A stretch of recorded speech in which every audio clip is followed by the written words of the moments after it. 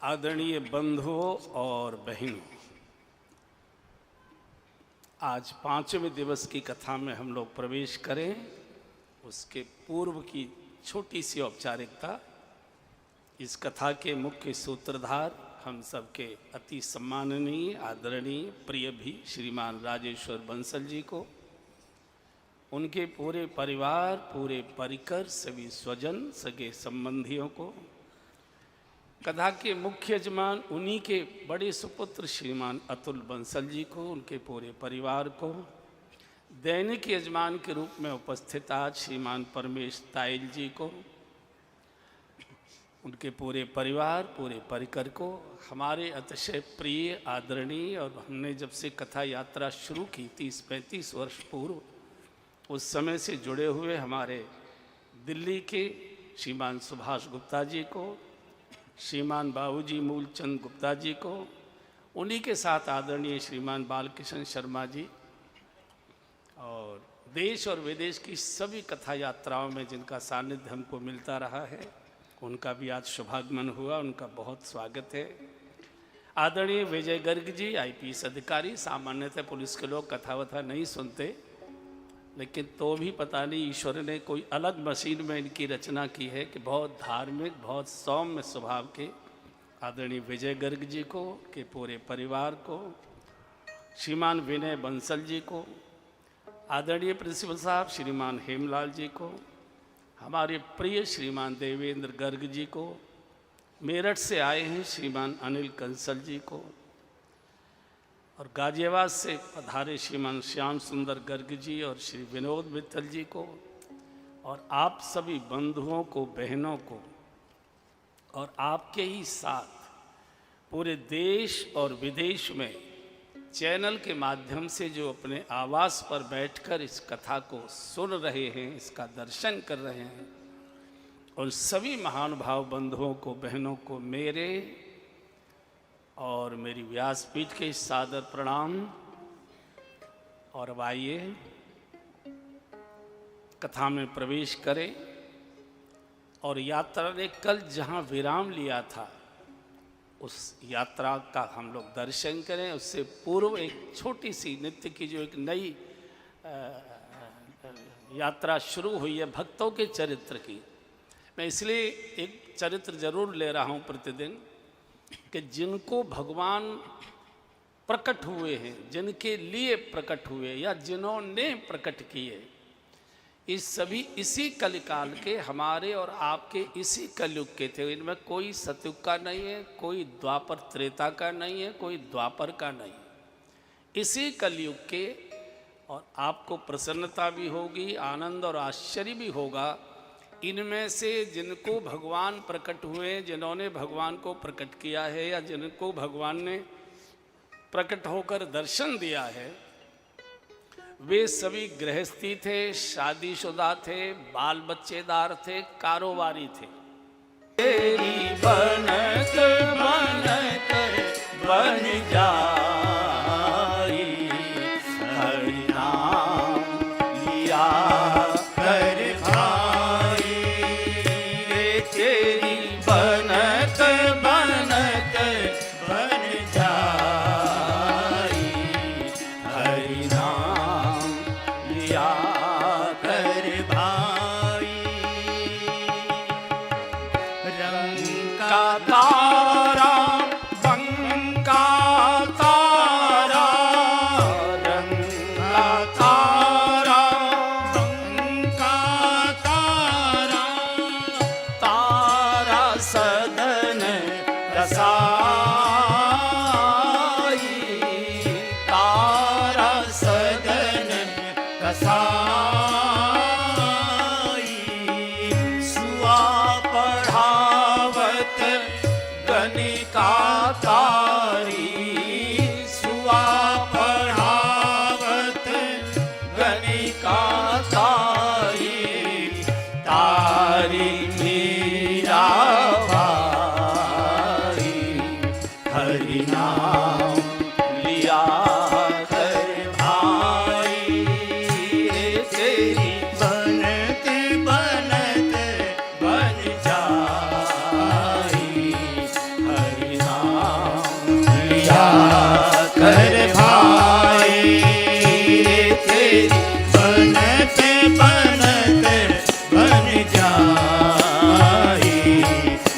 हरि नाम लिया कर भाई, गज को तारा गीध को तारा, गज को तारा गीध को तारा, तारा सेन सनाई, तारा सेन सनाई, नरसी धन्ना सारे तारे, नरसी धन्ना सारे तारे, तारी कर मावाई, हरि नाम लिया कर भाई, तेरी बनते बनते बन जाई, हरि नाम लिया कर भाई, तेरी बनते बनते बन जाई, हरि नाम लिया कर भाई, हरि नाम लिया कर भाई, हरि कथा सुना कर भाई, हरि कथा सुना कर भाई। भगवान भजन से प्रेम से रीझते हैं। किसी की जाति वर्ण, उसके गुण, उसकी बुद्धिमत्ता, उसका पद, उसका पैसा, उसकी प्रतिष्ठा, इससे मंदिर के भीतर बैठे भगवान रीझते हैं। लेकिन जो मन के भीतर भगवान बैठा है वो तो भजन से रीझता है। सदन कसाई काशी में जन्मे, गत जन्म में ब्राह्मण शरीर था, बहुत पूजा पाठी थे। संयोग ऐसा हुआ कि रोज गंगा स्नान करने जाते थे। स्नान करके गंगा जी के ही किनारे बालू में बैठकर काफी देर भजन पाठ पूजा करते थे। एक कसाई के कट्टी घर से गाय छूटकर भगी चली आ रही थी और कसाई उसको पकड़ने के लिए पीछे से दौड़ा आ रहा था। सदन के सामने से निकल कर गए तो कसाई ने पूछा कि पंडित जी इधर गाय गई थी क्या? तो चूंकि मंत्र जप रहे थे, बोले तो नहीं लेकिन इशारा कर दिया ऐसे गई, और फिर वो उसने हत्या कर दी, पकड़ ली, हत्या कर दी। इसी अपराध में इनका अगला जन्म कसाई के ही यहाँ हुआ है। कर्मों की गति बहुत विचित्र है। कर्मन की गति न्यारी रे ऊधो, लेकिन भक्ति के संस्कार साथ आते। भक्त बीज उल्टे नहीं, जो जुग जियो अनंत, ऊंच नीच घर वास होय पर रहे संत को संत। भक्ति के संस्कार साथ जाया करते हैं। कसाई घर में जन्म हो गया, लेकिन स्वयं मांस खाते नहीं थे, लेकिन मांस बेचने का परिवार में व्यवसाय था। तो एक दिन गंगा जी की ओर टहलने निकले थे ये, तो इनको एक काला पत्थर दिखाई दिया, इतना बड़ा, और देखा तो बड़ा चिकना गोल मटोर। उसे ले आए और उसको बाट के रूप में उपयोग करने लगे। पहले पत्थर के ही बाट हुआ करते थे, आपने भी देखे होंगे। पहले पत्थर की बटिया बाट के रूप में रहा करती थी, और ये तो साक्षात सालिग्राम थे। तो कोई 2 किलो मांस ले तो सालिग्राम जी 2 किलो के हो जाए, कोई आधा किलो ले तो आधा किलो के हो जाए, कोई 4 किलो ले तो 4 किलो के हो जाए। एक बार एक महात्मा जा रहे थे इनके द्वार के सामने से निकलकर, तो देखा इनकी तराजू में सालिग्राम बैठे हुए। इतनी बढ़िया सालिग्राम की बटिया इतनी बड़ी रखी हुई है, मांस तोलता है इससे, भगवान ने जानता नहीं है। बोले बाबा हमको तो मालूम नहीं, वहाँ पड़ा हुआ मिला था, बड़े अच्छे काम आ रहा है हमारे, तुम्हारे भगवान है, तुम ले जाओ। ले गए, स्नान आदि कराया उन्होंने, और बड़ी देर तक पूजा करे सालिग्राम जी को। तो सालिग्राम जी ने स्वप्न में कहा, ए पंडित जी, ए बाबा, मुझे वहीं जहाँ से लाया है वहाँ पहुँचा दे। तूने मेरी नाक में दम कर रहा है, घंटों बिठाई रखता है मुझे वहीं पहुँचा। अगले दिन वो महात्मा रोते आए, बोले भैया तुदियम वस्तु गोविंद तुभ्यमेव समर्पय, तेरा तुझको अर्पित क्या लागे। चूंकि भगवान को तो राम ही केवल प्रेम प्यारा, राम ही केवल प्रेम प्यारा, राम ही केवल प्रेम प्यारा, राम ही केवल प्रेम प्यारा, जान ले जो जान निहारा, जान ले जो जान निहारा।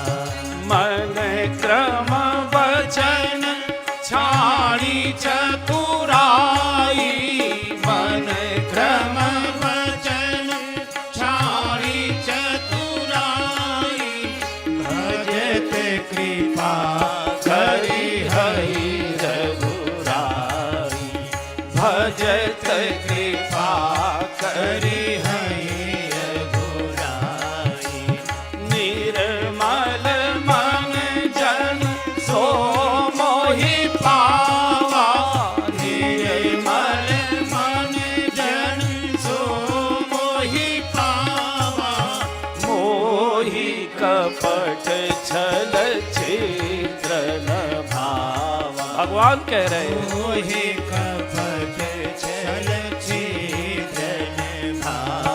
हाथी मोहि कपट छल छिद्र न भावा, मोहि कपट छल छिद्र न भावा। भगवान केवल प्रेम के प्यासे हैं, प्रेम के भूखे। राम ही केवल प्रेम प्यारा। तू हाथ में क्या लेकर आया, भगवान ये नहीं देखते। हाथ में क्या लेकर आए इसे तो पुजारी जी देखते हैं, भगवान तो हृदय के प्रेम को देखते। राम ही केवल प्रेम प्यारा, जान ले जो। भगवान का हिंदू और मुसलमान से कोई लेना देना नहीं, ये झगड़ा तो हमारा और आपका है। भगवान तो जो भजन करता है, जो उनको पुकारता है, उनके लिए रोता है, भगवान उसके सामने प्रकट हुआ करते हैं। आपके पड़ोस की ही घटना है, सहारनपुर की। लाल बाबा जी का बाड़ा है, पाँव धोई नदी के किनारे। आप गए होंगे, आपने कई ने दर्शन किया होगा। लाल बाबा बड़े प्रसिद्ध सिद्ध संत हुए हैं। तो उस समय दारा शिकोह का शासन था इस क्षेत्र पर। तो दारा शिकोह मिलने आया करते थे, लाल बाबा जी का दर्शन करने आते थे। तो एक दिन दारा शिकोह ने पूछा कि बाबा जी, खुदा भगवान हिंदू को मिलता है कि मुसलमान को मिलता है, ऐसा प्रश्न किया। तो बाबा जी ने कहा अच्छा कल आना, कल बताएंगे। अगले दिन दारा शिकोह फिर गए। तो बाबा जी ने 2 सिक्के दिए, उस समय चांदी के सिक्के चलते थे। 2 सिक्के दिए, बोले ऐसा करो, इनके टूटे पैसे बाजार से मंगवा दो। उनका एक कर्मचारी था, पुलिस पुलिस साथ रहती थी, तो कर्मचारी था, उसको कहा जा रे इसके टूटे पैसे ले आ। गया उनका सेवक बाजार में, 1 रुपए के तो सिक्के टूटे मिल गए पैसे, दूसरा उसने वापस कर दिया, बोले खोटा है, ये नहीं चलेगा। तो उसने ला के दिया कि बाबा जी एक खोटा निकला है, एक के ही उसने टूटे पैसे दिए, दूसरा वापस कर दिया है। तो लाल बाबा जी ने कहा कि दारा शिकोह, ये दोनों सिक्के तुम्हारी टकसाल में बने हैं, ये कोई किसी के घर में नहीं बने, दोनों तुम्हारी ही टकसाल के हैं। एक चल गया, एक नहीं चल गया। खुदा की टकसाल में असली चलता है, नकली वापस लौटा दिया जाता है। यहाँ कोई जाति धर्म वर्ण इसका कोई संबंध नहीं है। कोई आप कहाँ जन्मे हैं इसका बहुत महत्व नहीं होता, आप कैसे जी रहे हैं इसका महत्व होता है। सदन भक्ति में बहुत डूबे हुए थे, तो सोचा कि चलो ये तो मांस बेचते बेचते जिंदगी निकली जा रही है, एक बार तीर्थ यात्रा कराए। और काशी से पैदल के ही रास्ते थे, उस समय ट्रेनें व्रेनें तो होती रही थी, 400-450 वर्ष पुरानी बात है। पैदल के रास्ते थे, चलते चलते शरीर हष्ट पुष्ट बढ़िया था ही। अविवाहित थे तो थोड़ा और ज़्यादा अच्छे हष्ट पुष्ट थे, सदाचारी थे। तो रात्रि को एक के घर पर रुकना चाहा। रास्ते में ऐसे लोग रुका करते थे, पैदल यात्री हमेशा इसको कोई रोक लेता था। कहीं धर्मशालाएं होती थी कि नहीं होती थी, शहरों में तो मिल जाती थी, गांव में नहीं मिलती थी। तो एक महिला अपने द्वार पर थी, मैंने कहा कि बहन जी हम रात को रुकना चाहते हैं, यात्री वहाँ जा रहे हैं पुरी, जगन्नाथपुरी, आपकी आज्ञा हो तो हम आपके इस चबूतरे पर रुक जाओ। बोलो अतिथि देवो हो, आइए आइए, स्वागत है, ये तो बहुत अच्छी बात है, आप तीर्थ यात्रा पर जा रहे हैं, फिर चबूतरा पर क्यों सोते हो, अंदर हो ना, कमरे हैं, आराम से सोइए। भोजन आदि किया। ईश्वर की लीला हो क्या हो मुझे मालूम नहीं, महिला के मन में कामांकुर आ गया शारीरिक सौष्ठव देखकर, और उसने एक गलत प्रस्ताव उनके सामने रख दिया। उन्होंने कहा देवी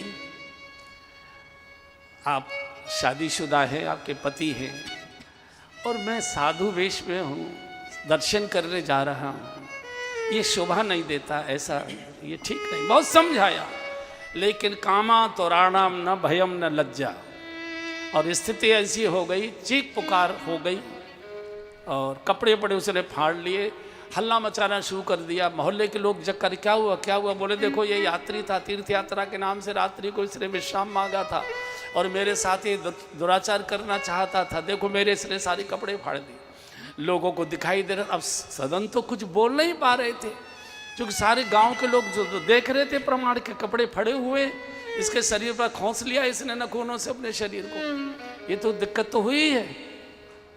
ये बेचारे मौन, ये कोई अपनी सफाई देने की स्थिति में ही नहीं आए। तो गांव के लोगों ने न्याय दे दिया कि इसने हाथों से तुमको तंग किया है, नोचा खोसा है, कपड़े फाड़े हैं, इसके दोनों हाथ काट दिए जाए। गांव का न्याय उस समय इसी प्रकार के होते थे, सदन के दोनों हाथ काट दिए जाए। ओहो क्या बीती होगी आप कल्पना करो, कटे हाथ लेकर सदन कराते कराते कराते, कई दिन की यात्रा थी, पैदल का समय था, सैकड़ों किलोमीटर जगन्नाथपुरी, सेप्टिक हो गया, दुर्गंध आने लगी, कीड़े पड़ गए, बड़ी मुश्किल के जा रहे। और जब जगन्नाथ मंदिर में पहुंचे और जब प्रभु के सामने साष्टांग दंडवत किया और हाथ जोड़ने के लिए ऐसे ऐसे ऐसे ऐसे मिलाए, हाथ तो हाथ मिले नहीं, चूंकि तो ठूठ थे, और ऐसे ऐसे करते करते घिस घिस के और ज़्यादा घाव एकदम छिल गए, खून बहने लगा। भगवान जगन्नाथ की कृपा हुई कि उसी समय सदन के दोनों हाथ वैसे के वैसे हो गए जैसे कटने के पूर्व थे। साक्षात दर्शन हो गया। उसके बाद सदन जगन्नाथ छोड़कर कहीं गए नहीं, जगन्नाथ में ही शरीर छोड़ा। ऐसे इस कुल में भी जन्म लेने वाले व्यक्ति ने अपने भजन के प्रभाव से, अपने नाम सुमिरण से, अपने सदाचारी आचरण से भगवान को प्रकट कर दिया। एक प्रकार से भगवान ने सदन को स्वीकार कर लिया। इसलिए भजन के लिए कोई जातिगत शरीर बाधक नहीं हुआ करता है, मन का भाव ही भजन में जाता है, तन नहीं जाया करता है। तो ऐसे सदन कसाई का दर्शन, जब कसाई का काम करने वाला व्यक्ति भी भगवत प्राप्ति कर सकता है, तो हम तो बहुत ऊंचे कुल खानदानों में जन्मे हैं। विचार करें कि हमारी यात्रा किधर जा रही है, हम किधर हैं, और ये सबको मालूम होता है कि मेरी यात्रा किधर चल रही है। इसको कोई जाने न जाने, लेकिन व्यक्ति स्वयं को जानता है कि मेरी यात्रा शुभ की ओर जा रही है कि अशुभ की ओर जा रही है। अरे कुत्ता जैसा प्राणी भी ये जानता है कि मैं शुभ कर रहा हूँ कि अशुभ कर रहा हूँ। आप कभी कुत्ते को रोटी डालिए, जहाँ आप रोटी डालेंगे कुत्ता वहीं खड़े होकर उस रोटी को खाता है। लेकिन जो कुत्ता किसी के घर से रोटी चुरा कर ले जाता है तो वहाँ बैठकर नहीं खाता जहाँ से चुराई है, किसी दूसरी तीसरी चौथी गली में जाकर छुप कर खाया करता है। जब कुत्ता इस बात को समझता है कि मैं चोरी करके लाया हूँ, क्या मनुष्य ये बात नहीं जानता कि मैं क्या कर रहा हूँ और क्या नहीं, मुझे क्या करना चाहिए और क्या नहीं करना चाहिए। ये जो कथा है, मैं बार बार कहता हूँ, ये मनोरंजन का साधन नहीं है बंधु और बहनों, ये मन के मैल को धोने का साबुन है। इसका उपयोग करोगे तो धीरे धीरे कथा सुनते सुनते कहीं न कहीं भगवत इच्छा का बीज हमारे मन में पड़ जाएगा और भक्त बीज उल्टे नहीं, जो जुग जिए अनंत। ऊंच नीच घर वास होय, पर रहे संत को संत। ये बीज आगे के जन्मों तक जाएगा, और जब इसको अनुकूल मौसम मिल जाएगा तो ये भक्ति का पौधा बनकर खड़ा होगा। और हम भी मीराबाई और जनाबाई और सदन कसाई और इन आचार्यों के पंक्ति में आकर खड़े हो जाएंगे। इसलिए मैंने इस बार तय किया है, और आगे भी भारतवर्ष की सभी कथाओं में प्रतिदिन एक भक्त चरित्र इसलिए हम सुनाएंगे ताकि हमारे मन में ये इच्छा पैदा हो जाए। और किसी चीज़ की इच्छा व्यक्ति के मन में पैदा हो जाती है, उसकी पूर्ति के लिए वो प्रयत्न भी करता है। इसलिए सदन को मानसिक रूप से प्रणाम करें। और अब आइए भगवान की मधुर मार्मिक कथा में प्रवेश करें। कल भगवान ने धनुष तोड़ा। 10,000 राजा जिस धनुष को हिला नहीं पाए, उस धनुष को भगवान ने अचानक बीच से 2 खंड कर दिया, 2 टुकड़े कर दिए। और कैसे किया? बोले लेत चढ़ावत खेचत झाड़ी, लेत चढ़ावत खेचत झाड़ी, लेत चढ़ावत खेचत गाढ़े, लेत चढ़ावत खेचत गाढ़े, काहुन लगा देखी सब ठाड़ी, काहुन लगा देखी सब ठाड़ी।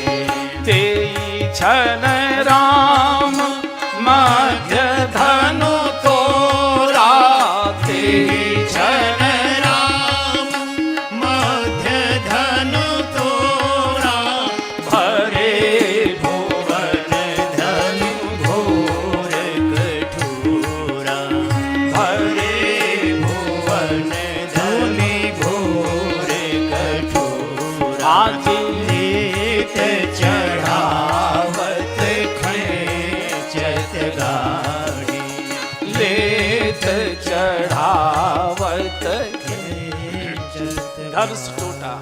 जानकी जी ने प्रभु को वरमाला धारण कराई, जय जयकार होने लगा। लेकिन जो मूढ़ राजा थे ये हल्ला मचाने लगे, ऐसे कैसे शादी हो जाएगी, धनुष तोड़ने से क्या होता है, पहले हमसे युद्ध करो, हमको जीतो, तब तुम इसको लेकर जाओगे।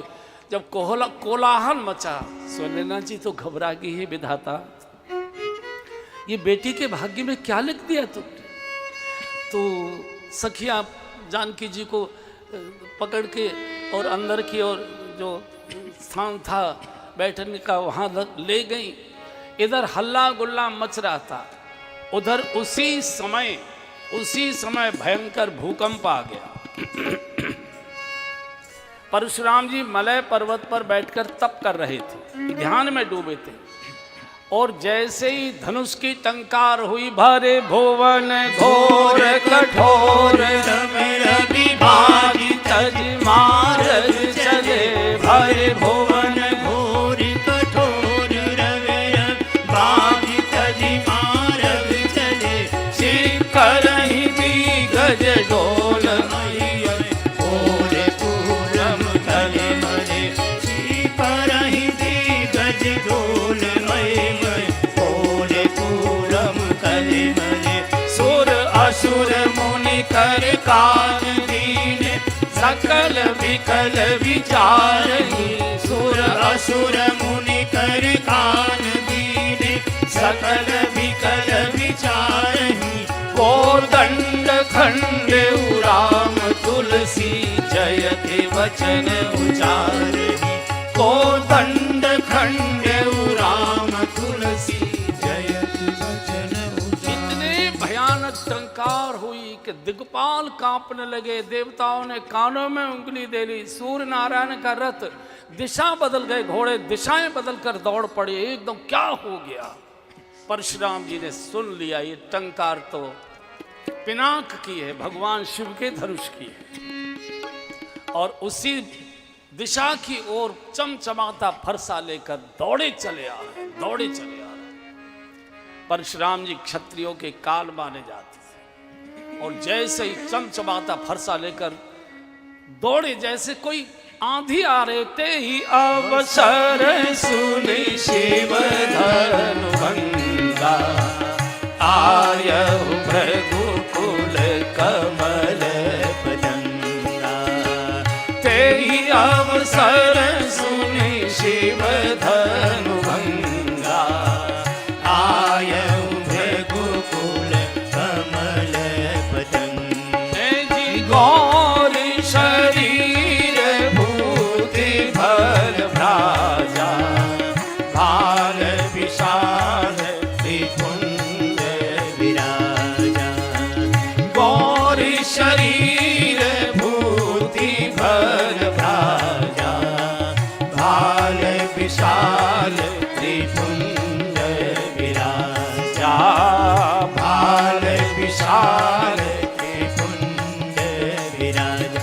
हाजी भाल विशाल, चमचमाता फरसा लेकर जैसे कोई भूकंप आ रहा हो एकदम। और जनक जी से एकदम चीख कर बुलाए, मूर्ख जनक। देखो कैसी भाषा है, शब्द ब्रह्म है और ब्रह्म का कभी दुरुपयोग नहीं करना चाहिए। ये आचार्य हैं, ये ऋषि हैं, इनके मुख से तो बहुत शास्त्रीय भाषा चाहिए। तुझे मालूम नहीं कि मेरी बिना अनुमति के भारत में क्षत्रिय सम्मेलन नहीं हो सकता? ये इतने क्षत्रिय राजा कैसे बुलाएं? अब तो घबरा गए क्षत्रिय राजा, तो कुछ आपस में कह रहे सुसरे, हम तो पहले ही कह रहे थे चलो मरो, अब ये बाबा मार डालेगा, अब तो ये बाबा मार डालेगा। क्षत्रिय राज कैसे आए? तो बिटिया को बुलवाए, बाबा ये मेरी बिटिया जानकी, इसका स्वयंवर था, तो इसके स्वयंवर में भाग लेने के लिए सब लोग आए थे। बेटी बाबा जी को प्रणाम करो। जानकी जी ने से हाथ जोड़कर शीश झुकाकर प्रणाम किया। भक्ति का दर्शन करके थोड़े से शांत जैसे लगे, लेकिन भूल ये हो गई कि अभी तक अखंड ब्रह्म को देख रहे थे। अखंड से तो दृष्टि हटा ली और खंडित धनुष की ओर चले गए। और जो अखंड को छोड़कर खंडित की ओर जाएगा वो तो पागलों की तरह क्रोध का व्यवहार करेगा ही। ऐ मूर्ख जनक, ये भगवान शिव का धनुष किसने तोड़ा है? या तो उसे अलग निकाल कर खड़ा कर दो ताकि मैं उसकी गर्दन काट कर शांत हो जाऊं, तो न तुम्हारे जय है सब राजा, नहीं तो सारे राजाओं को मार डालूंगा। अब ये तो कोई न्याय नहीं हुआ भाई, एक ने धनुष तोड़ा होगा, आप सारे राजाओं को मार देंगे। और इसलिए परशुराम जी भी भगवान के ही अवतार हैं। दशावतारों में परशुराम जी भी आते हैं। भगवान राम को आने की आवश्यकता नहीं थी, लेकिन चूंकि परशुराम जी स्वयं ही भार बन गए, इसलिए भगवान को एक मर्यादा का अवतार लेना पड़ा, प्रेम का अवतार लेना पड़ा। राम ही केवल प्रेम प्यारा, जान ले जो जान निहारा। तो बोले किसने धनुष निकालो। अब सब राजा आनंद ले रहे, बेटा जा, पता लगेगी गर्दन कटेगी। तो भगवान को लगा कि कहीं ऐसा ना हो कि जनक जी का ही हार्ट अटैक हो जाए, सुनैना जी का ही शरीर छोड़ दे, को 19-20 बात न हो जाए। तो भगवान ने कहा गुरुदेव मैं जाता हूँ। और भगवान आए हैं परशुराम जी के सामने, और कितनी विनम्र भाषा बोलना सीखना हो तो भगवान श्री राम से सीखे। इतनी विनम्र भाषा, बोलन मिलन विनय मन हरहि। भगवान जिसके सामने बोल देते हैं उसके मन को हरण कर लेते हैं, जिससे मिल लेते हैं उसको बिल्कुल अपने में डुबो लेते हैं। सीधे पहुंचे। भगवान कह सकते थे मैंने तोड़ा, कर लो क्या करोगे। भगवान कभी ये नहीं कहते कि ये काम मैंने किया, इसलिए कभी भगवान पर कोई दोष नहीं आता है। भगवान हमेशा निमित्त बनते हैं, और निमित्त को दोष नहीं लगता, हमेशा कर्ता को दोष लगता है। और भगवान कभी कर्ता बनते ही नहीं है। हाथ जोड़ कर का हे नाथ, स्वयं भगवान नाथ हैं, पूर्ण अवतार हैं, लेकिन पूर्ण अपने अंश को कह रहा है नाथ शंभो धनु भंजनि हारा, नाथ शंभो धनु भंजनि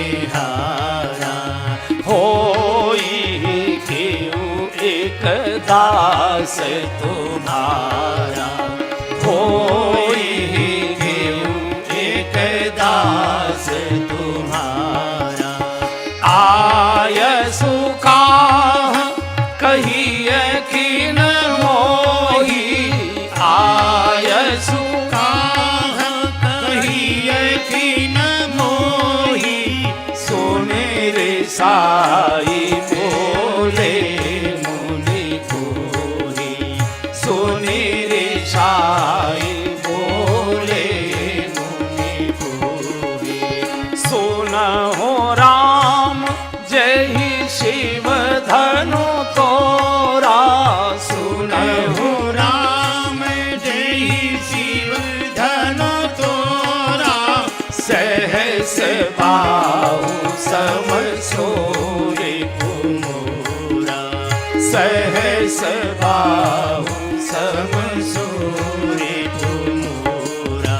सो बिलगाय बिहाई समाजा, सो बिलगाय बिहाई समाजा, नत मारे जय है सब राजा, नत मारे जय है सब राजा।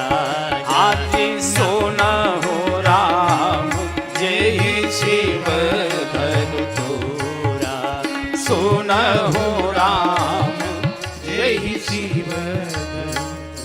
ऐ राम, माथा ठनक गया कि दूसरा राम कैसे पैदा हो गया। और हर अहंकारी हमेशा यही चाहता है कि मेरे जैसा दूसरा नहीं खड़ा होना चाहिए। सुनो राम, जिसने भी शिव धनुष तोड़ा अलग निकाल कर खड़ा कर दो, न तो मारे जय सब राजा। अब धनुष एक ने तोड़ा होगा और आप सबको मारना चाह रहे, ये कोई न्याय है क्या? लोगों को लग रहा है कि अभी गर्दन पर फरसा आया, अभी बेटा तोड़ ले कर ले विवाह। सब राजा मन मन में गुदगुदी हो रही थी। लक्ष्मण जी विश्वामित्र जी के साथ दूर खड़े खड़े मुस्कुरा रहे थे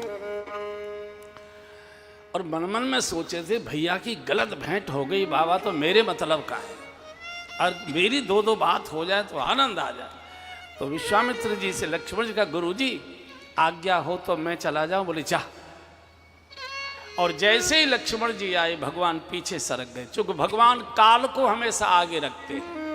भगवान स्वयं आगे नहीं रहते, काल को आगे रखते हैं। भगवान तो पीछे सरक गए, लक्ष्मण जी आ गए और इनकी भट्टी तो भभक ही रही थी परशुराम जी की। आते ही एक कनस्तर रिफाइंड चल गया होगा उस समय, रिफाइंड एक कनस्तर रिफाइंड पलट दिया और कहा, ए बाबा सामने देखो, बहुत देर से बड़बड़ कर रहे हो, तुम कौन के खाम खा? जिनका ये धनुष है शंकर जी का, वे तो नाच रहे हैं और तुम कौन के खाम? तुम्हारा क्या मतलब? ए धन पर ममता के हेतु, तुम्हारी काय बात किस पर ममता है? और आप जानते हो बाबा, ममता मल का प्रतीक है, ममता मल जर जाइए, मल पर ममता दिखा रहे हो तुम। और आगे जो कहा एकदम उबल पड़े परशुराम जी, बोले बहु बहु धनु ही तोरी ललिकाई, बहु धनु ही तोरी ललिकाई, बहु धनु ही तोरी ललिकाई, बहु धनु ही तोरी ललिकाई, कबहु न असिरिष कीन घुसाई, कबहु न असिरिष कीन घुसाई।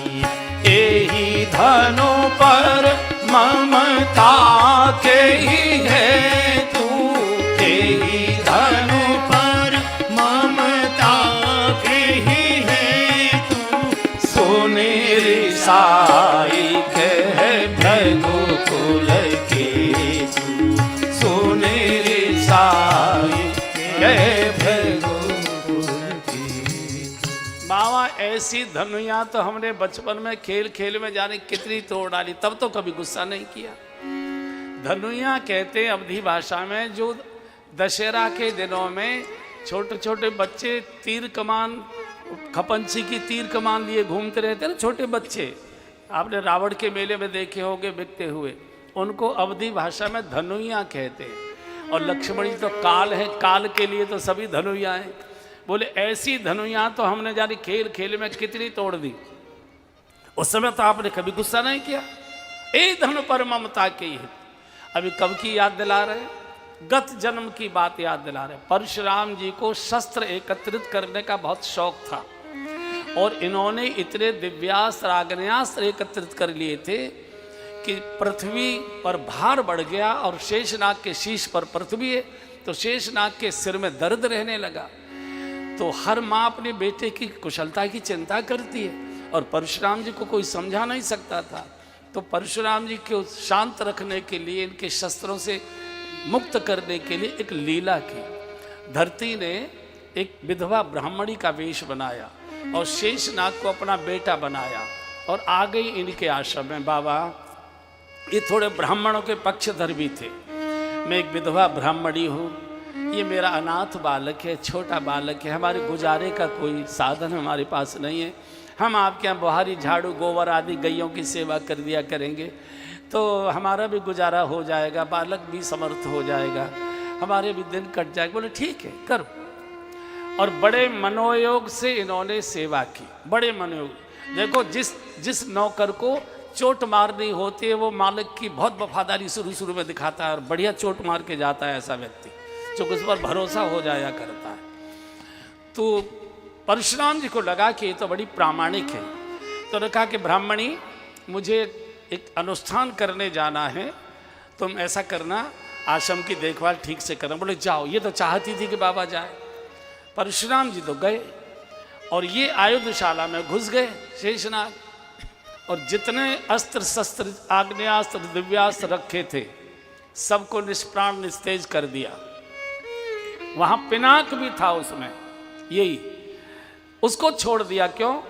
क्योंकि शेषनाग को मालूम था कि इसके माध्यम से आगे भगवान का विवाह होना है। तो जब तपस्या से लौटकर परशुराम जी आए और अपनी आयुधशाला में गए और अपने शस्त्रों को निष्प्राण देखा तो उनकी तो पैरों की धरती खिसक गई। मेरे शस्त्रों के तो कोई मंत्र नहीं जानता, ये निष्प्राण कैसे हो गए? कौन हो इसी ब्राह्मणी की करतूत हो सकती है? क्रोध में बुलाए ब्राह्मणी, दौड़ कर आए। हाँ बाबा जी, सच बता तू है कौन? प्रकट हो नहीं, मैं अभी शाप देता हूं। ब्राह्मणी धरती के रूप में प्रकट हो गई। बाबा मैं धरती हूं, ये मेरा बेटा शेष है। आपने इतने दिव्यास्त्र अग्न्यास्त्र एकत्रित कर रखे थे, इसके सिर में दर्द होता था, इतना भारी सहन नहीं कर पाता, आपको वो समझा नहीं पाता, इसलिए इसने ये लीला की। अब शेषनाग से क्या बोलेंगे? मौन हो गए। आज लक्ष्मण जी उसी बात को याद करा रहे। बहु धनु ही तोरी लरिकाई, बहु धनु ही तोरी लरिकाई, कबहु न असि ऋषि की गोसाई, कबहु न असि ऋषि की धनु पर ममता के ही है तू, एही धनु पर ममता के ही है तू, सुनरी साई के भृगुकुल की तू, सुनरी साई के भृगुकुल की। एकदम चीख पड़े, रे नृप बालक कालवश बोलत तो इन्हें संभार। हे राजा के लड़के, तू काल के वशीभूत है क्या? तुझे संभाल कर बोलना नहीं आता? अब कोई परशुराम जी से पूछे कि तुमको बोलना आ रहा है, किसी को जड़ कह रहे हो, किसी को मूर्ख कह रहे हो, किसी को कुछ कह रहे हो, किसी को कुछ, और छोटे बच्चे से अपेक्षा कर रहे हो कि ठीक ठाक आचरण व्यवहार करे। बच्चों को सुधारने की कोशिश मत करिए। करना है तो अपने आचरण को सुधारिए, अपनी दिनचर्या को सुधारिए, अपनी वाणी को सुधारिए, अपने खान पान को सुधारिए। खुद तो झूमते आ रहे हो और लड़का पान खाकर आ रहा है तो उसको फटकार रहे हो, कोई नहीं सुनेगा। बच्चे सुनकर नहीं बदलते, बच्चे देखकर बनते बिगड़ते। बच्चे हर चीज आग की छोटी से छोटी चीजें देखा करते हैं। परशुराम जी वही गलती कर रहे हैं। बोले तो ही नहीं संभाल। एक छोटे से बच्चे इसको 14 वर्ष के लड़के को कह रहे तुझे संभाल कर बोलना नहीं आता है, और 84-94 साल की तुम्हारी उम्र है, तुम संभाल कर बोल रहे हो, चाहे जो कुछ बकते जा रहे हो, बोलते जा रहे हो। तू इसे धनुया कहता, धनु ही सम त्रिपुरारि धनु विदित सकल संसार। ये शंकर जी का दिव्य धनुष है, इसकी महिमा सारा जगत जानता है, इसे तू धनुया कहता है। तो लक्ष्मण जी ने कहा बाबा अब तो आप ही की बात पूरी हो गई। क्या मतलब?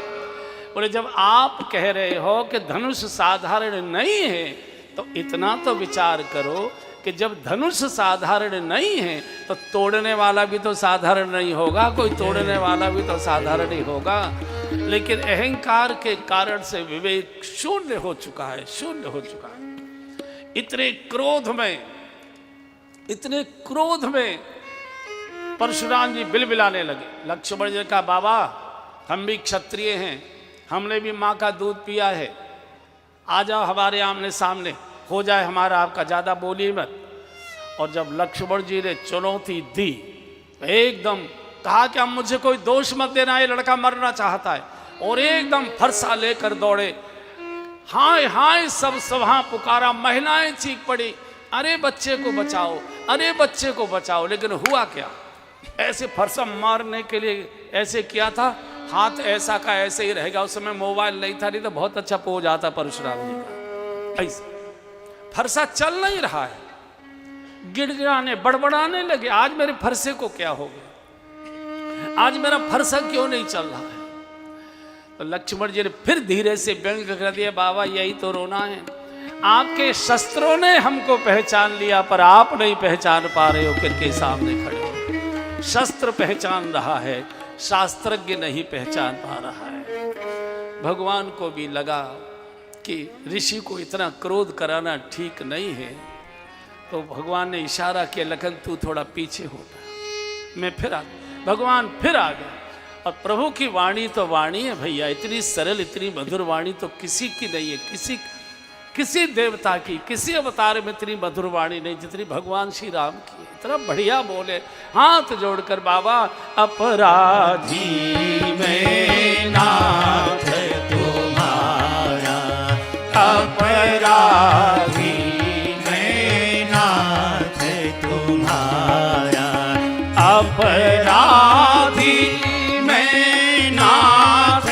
तुम्हारा, अपराधी मैं नाथ तुम्हारा, तेहि नाही कछु काज बिगारा, तेहि नाही कछु काज बिगारा।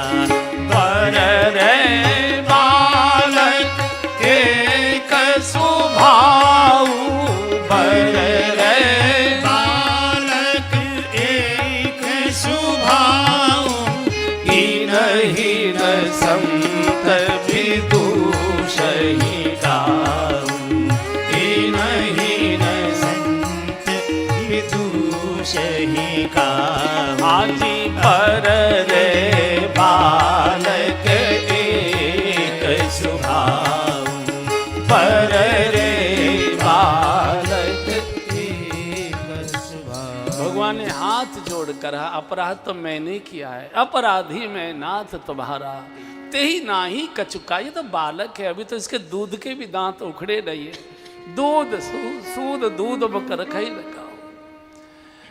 तो परशुराम ने कहा दूध मुख नहीं है, जहर मुख है, विष रस भरा कनक घट जैसे, देखने में गोरा गोरा है लेकिन बहुत जहरीला है, इसका बहुत भीतर से काला माना। और बड़वा फिर लक्ष्मण जी हंस पड़े। अब किसी को गुस्सा आ रहा हो और आप हंस दे तो और गुस्सा बढ़ जाता है उसका, और गुस्सा बढ़ जाता है। तो जब हंसे लक्ष्मण जी और ज्यादा बड़बड़ाने लगे। भगवान ने कहा कि गुरुजी अब बहुत हो गया, आप बताइए ना आपका क्रोध कैसे शांत होगा, मुझे बताइए, मैं वही करूं। परशुराम जी ने कहा कि जब तक तेरा भैया मेरी आंखों के सामने खड़ा रहेगा मेरा क्रोध शांत नहीं होगा, इसे मेरी आंखों से दूर कर। ये तो परशुराम जी ने हमारे सबके मतलब की बात बोलिए। चूंकि लक्ष्मण जी काल हैं और कोई भी नहीं चाहेगा कि काल मेरे सामने आकर खड़ा हो, पड़ोसी के सामने चला जाए। तो बोले मेरी आंखों से दूर कर, तब मेरा क्रोध शांत होगा। लक्ष्मण जी ने फिर सुर्री छोड़ दी। बाबा मोय आंखें से क्यों दूर कर रहे हो, तुम ही अपनी आंखें बंद कर ले ना। मुंह दो आंख कतौ को मिट जाए उड़ के जाग रे, तेरी अच्छी बनेगी संतन के संग लाग रे। तेरी अच्छी बनेगी। कहत कबीर नाम सुमिरन में, कहत कबीर नाम सुमिरन में, नाम सुमिरन में, राम सुमिरन ओ में, राम सुमिरन में, राम सुमिरन में। कहत कबीर नाम सुमिरन में, कहत कबीर नाम सुमिरन में, पागी सके तो अब पाग रे, तेरी अच्छी बनेगी भाग सके तो अब लाग रे, तेरी अच्छी बने। इतना सब होने के बाद परशुराम जी को लगा कि ये कोई अलौकिक है, ये सामान्य राजकुमार नहीं लग रहे। मेरे नाम से क्षत्रिय राजकुमारों के हाथ से धनुष्मान गिर जाया करते थे, सोते चीख पड़ते थे। और ये जरा जरा से बालक ये बिल्कुल निडर है, ये सामान्य नहीं है। एकदम भीतर का विवेक जागा तो कहा परशुराम जी ने, राघव अगर तुम सचमुच में ब्रह्म के पूर्ण अवतार हो तो अभी तुमने ये शिव धनुष तोड़ा है, ये मेरे कंधे पर नारायणास्त्र लटका हुआ है, अगर तुम इसे चलाकर दिखा दो तो मैं जान लूँ कि तुम पूर्ण ब्रह्म के अवतार हो। और ये मनुष्य का स्वभाव है, बिना परीक्षा के भगवान को प्रणाम नहीं करता है। भगवान का जहाँ पता लग जाता है कि यहाँ दर्शन करने से मनोकामना पूरी हो जाती है, वहाँ देखो भीड़ की लाइन लगी रहती है, मारा मारी होती है। और अपने मोहल्ले के मंदिर में सालों साल नहीं जाते हैं अपने मोहल्ले के मंदिर में सालों साल नहीं जाया करते हैं। अगर तो ब्रह्म के अवतार हो तो ये मेरे कंधे पर इसको चलाकर दिखाओ। परशुराम जी ने बोला ही था, एकदम धनुष कंधे से निकला और जाकर भगवान के चरणों में गिर पड़ा। एकदम देत चाप आप ही चल गयो, परशुराम मन विस्मय भयो, बिना कहे धनुष निकला और भगवान के चरणों में गिर गया। एक बार किसी ने इस धनुष को पूछा, क्यों रे इतनी जल्दी क्या थी? अरे भगवान तुमको लेते चढ़ाते चलाते अपने आप ही निकल कर पहुंच गए भगवान के चरणों में। तो धनुष ने कहा कि पड़ोसी की घटना को देखकर सीख ले लेनी चाहिए। क्या मतलब? बोले शंकर जी का धनुष अकड़ के पड़ा रहा था, भगवान ने उसके बीच से 2 टुकड़े कर दिए।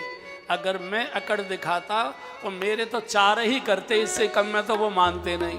मैंने सोचा कि भलमनसात इसी में कर राजी से ही भगवान के चरणों में चले जाओ। और बंधुओं, ये सूचना है, किसी घटना दुर्घटना किसी परेशानी के बाद भगवान की ओर चलें।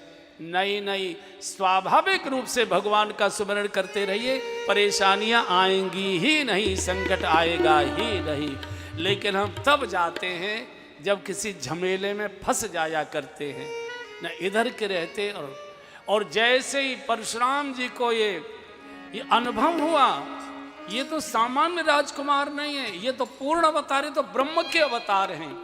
परशुराम जी जहां खड़े थे एकदम वहीं साष्टांग प्रणाम किया है। एक हाथ भगवान श्री राम के चरणों पर रखा है, दूसरा हाथ लक्ष्मण जी के चरणों पर रखा है।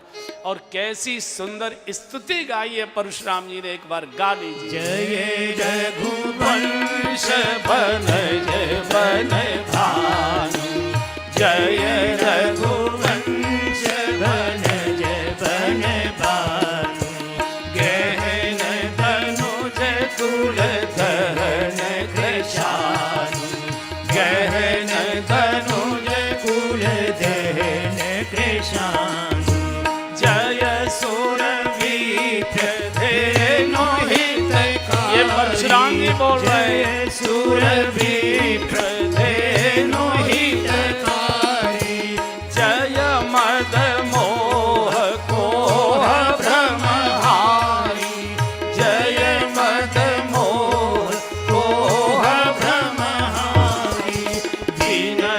शील करुणा गुण सागर विनयशील करुणा गुण सागर जयति वचन रचना अति नागर जयति वचन रचना अति नागर करऊं कहा मुख एक प्रशंसा करऊं कहा मुख एक प्रशंसा जय महेश मन मानस हंसा जय महेश मन मानस हंसा अनुचित बहुत कहे अज्ञाता अनुचित बहुत कहे अज्ञाता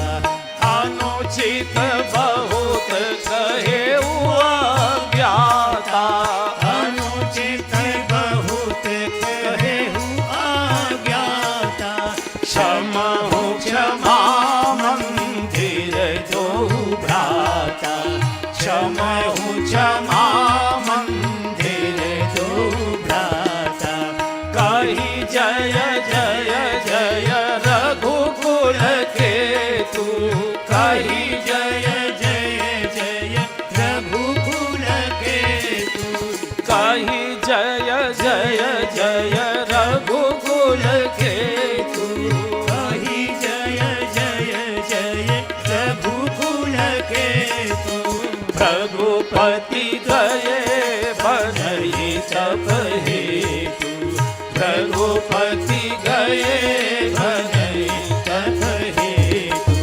हरे राम राम राम हरे हरे राम राम राम हरे हरे कृष्णा कृष्णा कृष्णा हरे हरे कृष्णा कृष्णा कृष्णा हरे हरे अनुचित बहुत कहे अज्ञाता अनुचित बहुत कहे अज्ञाता क्षमहु क्षमा मंदिर दो भ्राता क्षमहु क्षमा मंदिर दो भ्राता। पूरा समाज खड़ा था, सारे विश्व के क्षत्रिय राजकुमार सब खड़े थे जो स्वयंवर में आए थे। परशुराम जैसा तेजस्वी महापुरुष एक 14-15 साल के लड़कों के सामने साष्टांग प्रणाम कर रहा है, क्षमा मांग रहा है। अनुचित बहुत कहे अज्ञाता क्षमा क्षमा मंदिर दो भ्राता। आज की जातिवादी राजनीति इतनी गिर चुकी है, हमने महापुरुषों को अपनी राजनीतिक इच्छा पूर्ति के लिए अपने कोने में लाकर खड़ा कर दिया। राजनीति के कारण से महापुरुषों को छोटा मत करिए। महापुरुष किसी जाति के नहीं होते और किसी जाति के लिए नहीं होते। महापुरुष पूरे समाज के कल्याण के लिए आते हैं। जन्म तो कहीं न कहीं लेना ही पड़ेगा, किसी न किसी व्यवस्था में ही जन्म होगा, किसी न किसी के गर्भ से ही महापुरुष भी जन्म लेते हैं। लेकिन जिनको दलों में स्थान नहीं मिलता या जो अपने दल में अपने को स्थापित करना चाहते हैं, वो अपनी जाति के महापुरुष को लिए घूमते, ये शोभा यात्रा, ये शोभा यात्रा, इनकी जन्मतिथि, इनका ये उत्सव, इनका ये उत्सव। महापुरुषों को छोटा मत करिए। आज देश के अंदर ये विश्व विमान हो रहा है। भगवान श्री राम क्षत्रिय नहीं थे और भगवान परशुराम ब्राह्मण नहीं थे। ये दोनों ब्रह्म के अवतार हैं और ब्रह्म की कोई जाति नहीं होती। भगवान भगवान हुआ करता है। हाँ, जन्म किसी न किसी व्यवस्था में लेना ही पड़ेगा। लेकिन आप अगर उनको, और अगर परशुराम जी ब्राह्मण अपने को मानते तो क्षत्रिय कुमार 14-15 साल के लड़कों से साष्टांग प्रणाम करके क्षमा नहीं मांगते। ब्राह्मण इतना तेजस्वी होता है, सर कट सकता है, झुक नहीं सकता है। चूंकि ब्रह्म से ब्रह्म का मिलन था, अंशावतार का पूर्णावतार से अपना मिलन था। अंश ने अपने को पूर्ण में विलीन कर दिया और भ्रकुपति गए बनई तप। इस राजनीतिक कीचड़ में महापुरुषों को मत घसीटिए। पार्टी में स्थान बनाइए, परिश्रम करिए, पार्टी की नीतियों को आगे बढ़ाइए, आपको स्थान मिलेगा। महापुरुषों को कंधे पर बिठाकर उनको छोटा मत करिए, उनको किसी दल के दलदल में मत लाइए। ये बड़ा भारी अपराध इस समय देश के अंदर हो रहा है। जयंती मनाइए, अच्छी बात है, लेकिन केवल एक जाति के लोगों की जयंती नहीं, संपूर्ण समाज आना चाहिए, हर एक में संपूर्ण समाज आना चाहिए, क्योंकि महापुरुष संपूर्ण के लिए होते हैं, महापुरुष किसी एक के लिए नहीं होते।